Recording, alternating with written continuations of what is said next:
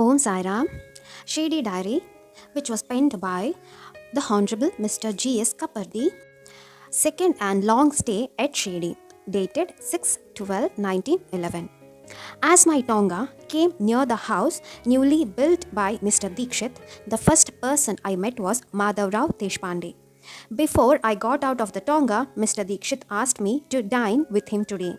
Then I went with Madhavrao to pay respects to Sai Maharaj and saluted him from a distance. He was washing hands and feet at that time.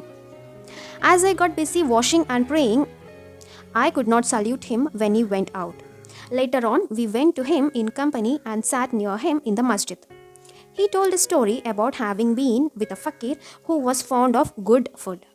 This fakir was invited to dinner party and went with Sai Maharaj.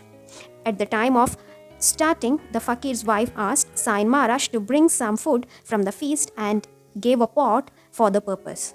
The fakir fed so well that he decided to sleep at the place. Sai Maharaj returned with the food, tying the cakes to his back and carrying the liquid in the pot placed on his head. He found the way very long, lost his way, sat near a mangwada to rest a while. The dogs began to bark and he got up and returned to his village and made over the cakes and liquids to the fakir's wife. By that time, the fakir also returned and they had a very good feed together. He added it was very difficult to find a good fakir. Mr. Sate, who built the vada in which I lived last year, is here. And I saw him first in the masjid and then at dinner. Mr. Dikshit fed a large number. Among them is Mr. Tosar, who is the sister's son of the late Madhavrao Govind Rande. Tosar is employed in the customs office, Bombay. He is a very nice man and we sat talking. There is a gentleman from Nasik and there are many others. Among them, one Tipnis who came with his wife and the latter was brought to bed of a son.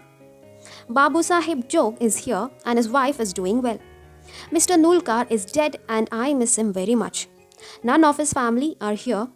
Bala Sahib Bate is here and his wife gave birth to a son on Datta Jayati day. We are staying in Dikshit's Vada, which is very convenient. And that wraps up day 1 of second and long stay at Shirdi. Now let me take you to day 2, dated 7/12/1911. I slept well last night. My son and wife are doing well with Bhishma. Vishnu is also here. We fed a good many people today and I fell into the proper routine of the place. I saluted Baba Sahib Maharaj as he went out. Then after he returned to the masjid and again in the evening and later on when he went to sleep in the chavdi. The bhajan puja was a little less.